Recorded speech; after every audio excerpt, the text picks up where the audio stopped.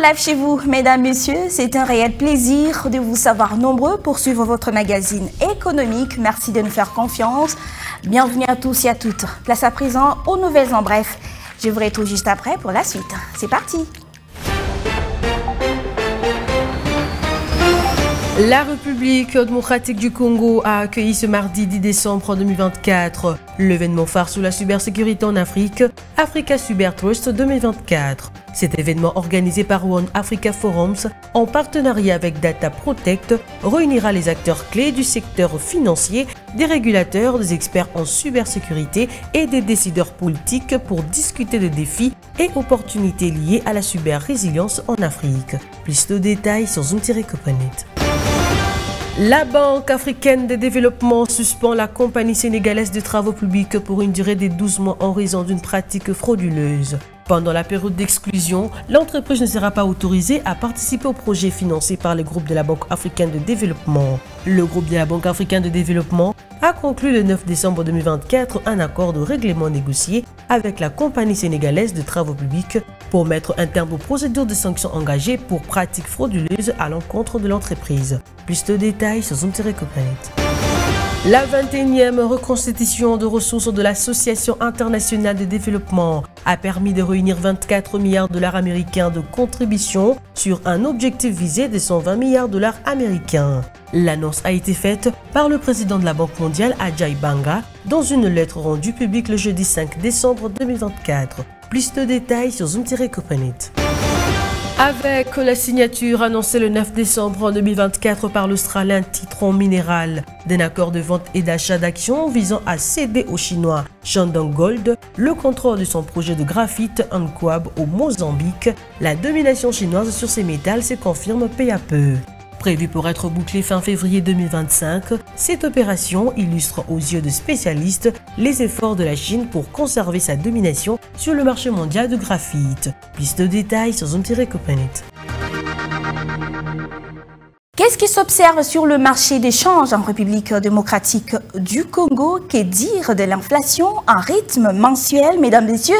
Toutes ces questions trouveront des réponses tout de suite dans la rubrique Chiffres clairs qui vous est présentée par Judith Onamaka.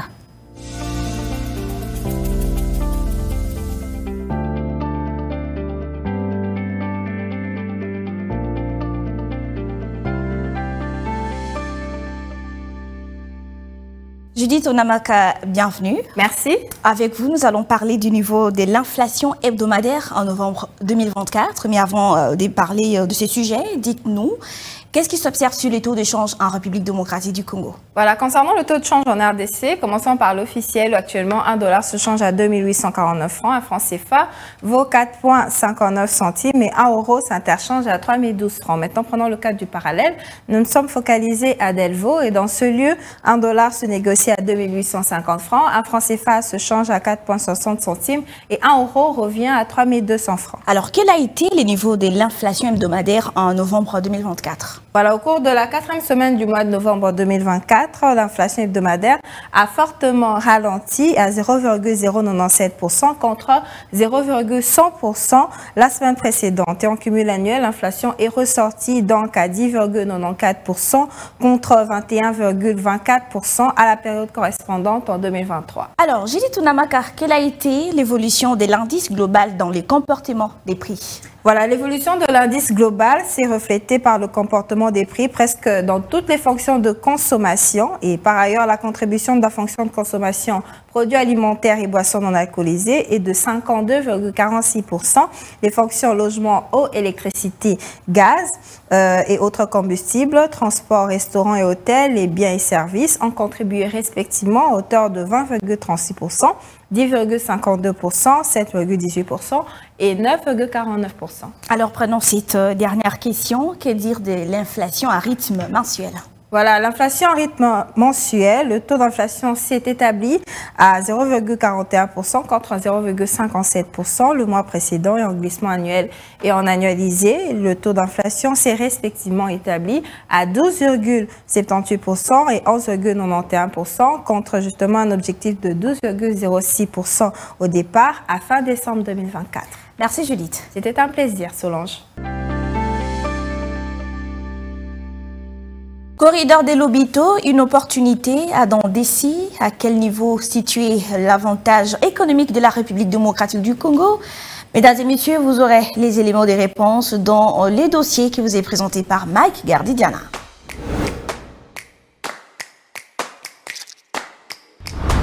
Mike Gardidiana, bienvenue. Merci. Corridor des Lobito, on en parlait toujours. On a vu Félix Tshisekedi aux côtés de ses pairs africains parler de ces grands projets. Alors, quel est l'intérêt de ces projets pour la République démocratique du Congo? L'intérêt de ces projets, c'est de pouvoir ouvrir l'un des plus grands corridors pour acheminer les matières premières exclusivement, qui va de la Zambie jusqu'à la RDC, passant par la RDC jusqu'en Angola, et vers l'ouverture vers l'océan.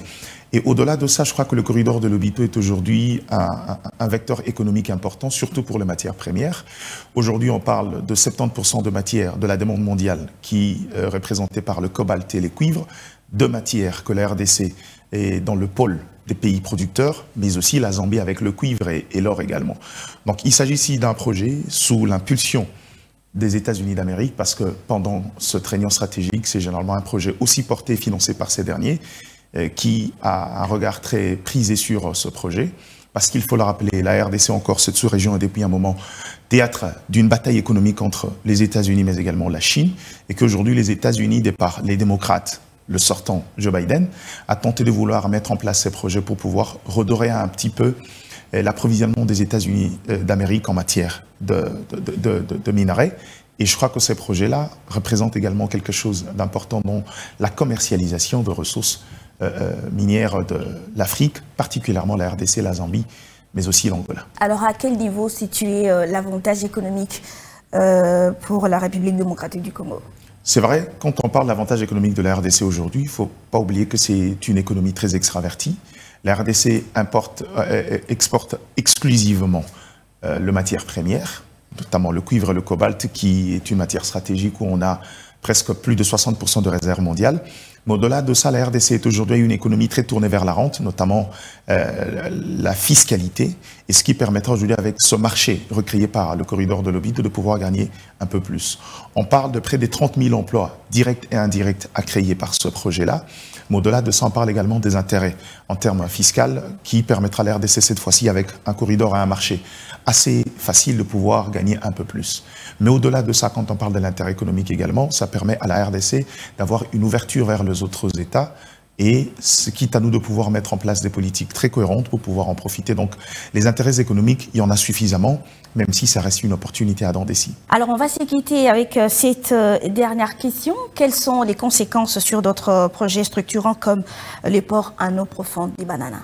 Il vous semblait depuis toujours la RDC chercher à faire profiter. Ce projet de port de Banana existe depuis, je crois que plus de 35 ans aujourd'hui. Si j'ai bonne mémoire, c'est depuis les années 80 que ce projet est dans le bouche de gens. Aujourd'hui, on en parle encore. Et ce projet s'est fait encore parler. Aujourd'hui, il y a un partenariat avec DP World qui devrait mettre en place ce projet.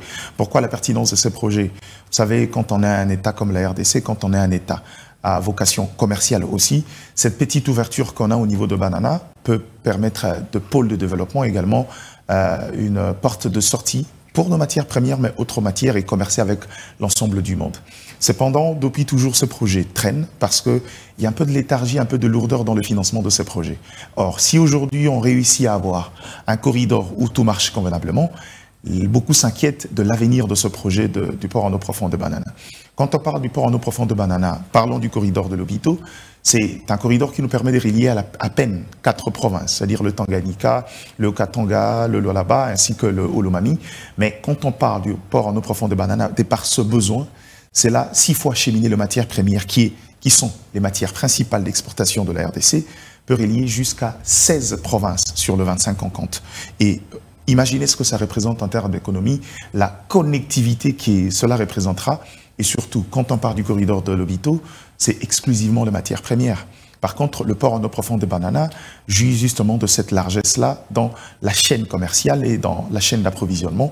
Ça veut dire que ce projet est beaucoup plus important pour nous, en tant qu'État, que le corridor de Lobito, qui, il ne faut pas négliger, est un élément à forte valeur ajoutée, mais dans le sens qu'on craint qu'on détruise l'économie et la chaîne commerciale de la RDC, qui devrait naître par ces projets, en restant focus sur ces projets qui, du reste, est un projet initié par les autres, qui n'est pas un agenda de la RDC, mais un agenda des autres États, particulièrement les États-Unis, parce que quand on parle, l'Angola, qui est un tremplin dans ce corridor, en a profité pour créer un vaste marché de transformation des matières premières, ce qui veut dire que ce que la RDC cherche depuis toujours, créer de la chaîne de valeur. Ça veut dire qu'être en mesure de produire, d'exploiter, mais aussi de transformer, de produire ces matières premières ici, va plutôt bénéficier à l'Angola qu'à la RDC. Et je crois que ça ne rentre pas dans le cadre de la politique mise en place par le gouvernement congolais qui veut recréer de la valeur ajoutée, recréer une chaîne de valeur dans le secteur minier pour pouvoir donner plus d'emplois et pouvoir permettre à la RDC de gagner un peu plus. Donc,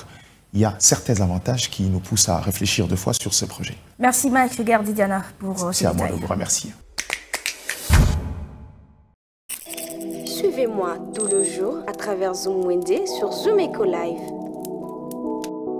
Abonnez-vous sur notre chaîne YouTube. Zoom Eco Live, la référence de l'actualité économique en RDC. Et puis, Zoom Wednesday d'aujourd'hui, mesdames et messieurs, Naomi Kandé s'est intéressée au prix des appareils électroménagers pour une cuisine. Suivez.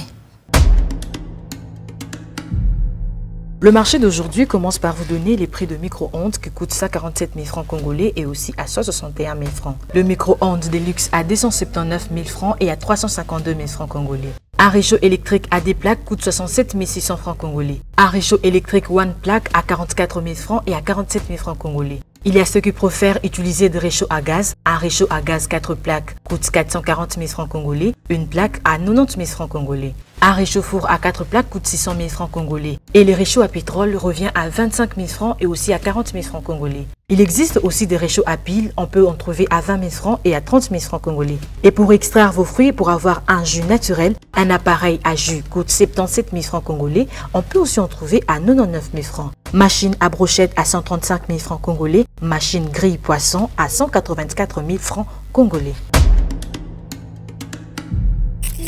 Les rendez-vous économiques, c'est dans l'agenda sur Zoom Eco Live.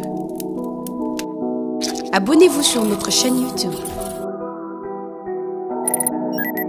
Zoom Eco Live, la référence de l'actualité économique en RDC. Place à présent au rendez-vous économique, mesdames, messieurs, et c'est dans la rubrique Agenda qui vous est présentée par Adassa Grasse.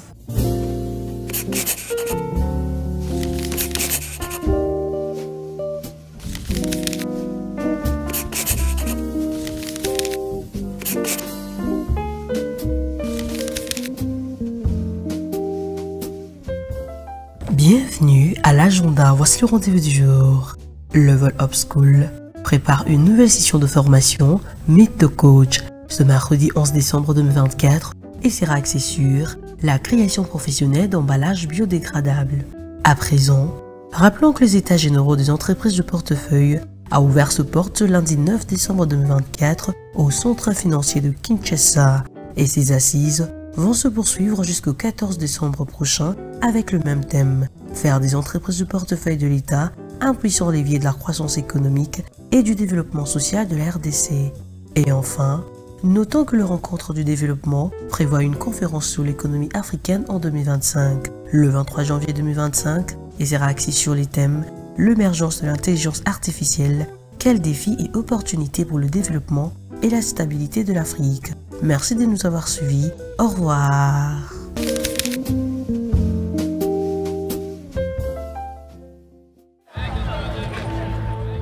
C'est art de se tirer d'affaire, de faire face à la crise, de bricoler, de trouver des solutions avec ce qu'on a sous la main.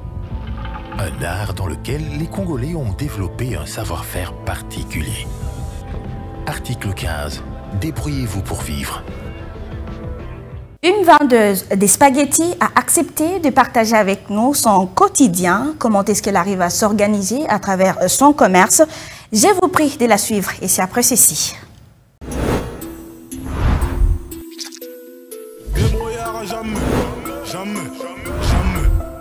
Débrouillard jamais, jamais, jamais. Débrouillard jamais.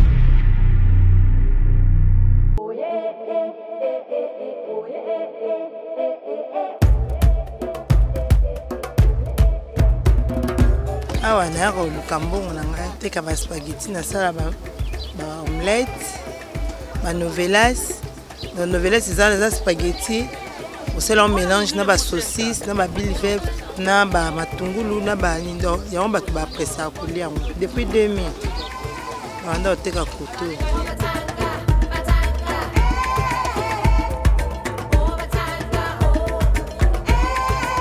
Na muke kana osande na zoteka muke espérance na donc on a beaucoup libana ngapeli on a zavi au moins na bonne santé kana biloko ka ba mapa na ngai ba mwamba na ba spaghetti na sala yango penande esunga nga c'est ça.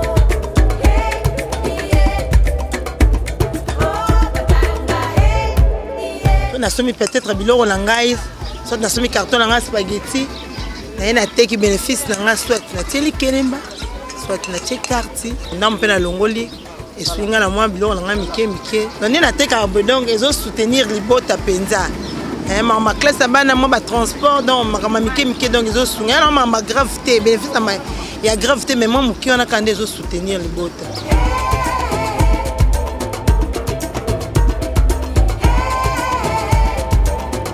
Zali am super voter pe journée na pe baby sina moi ba kila pe ba ina bango te moi tam so bo vanda wa am so bilo net bilo ko lamba ko beba so to zala pe bilo la to moi to zika to bois kilo bi to bande on suna ba soda ndi ba so déranger ba to boy donc on est difficulté to na ka ya ko bengana surtout on bo lamba bilo moi bo vandi ka ba so ba ko bengana bino ndé moi difficulté to na ya bonande pe bilo zo mata mo pe sa biso passe.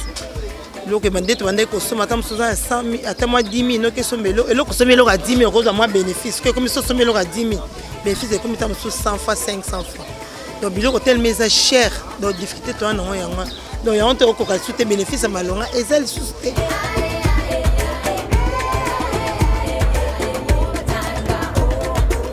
Message je rappelle ça au gouvernement en tout cas vous sunga peuple na yo donc biso maman côté ka tozo kokal sousté. Tala kamboka ndi tozo vivre misala malonge ezate ba mama akoma na ndako lokola ba papa to ba mama mimbongo ezosunga biso donc tozo kokasute moya ko futela bana classe ezate moya ko vivre les sous malam nde tozaki liboso en tout cas tozo kokasute.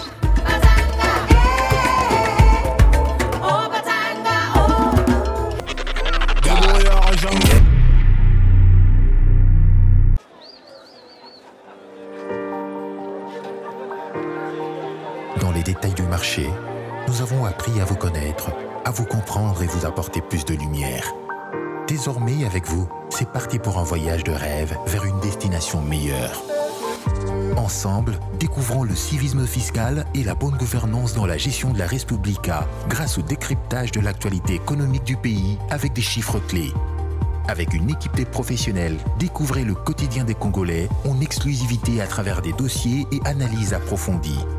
Zumeco TV, la référence de l'actualité économique en RDC.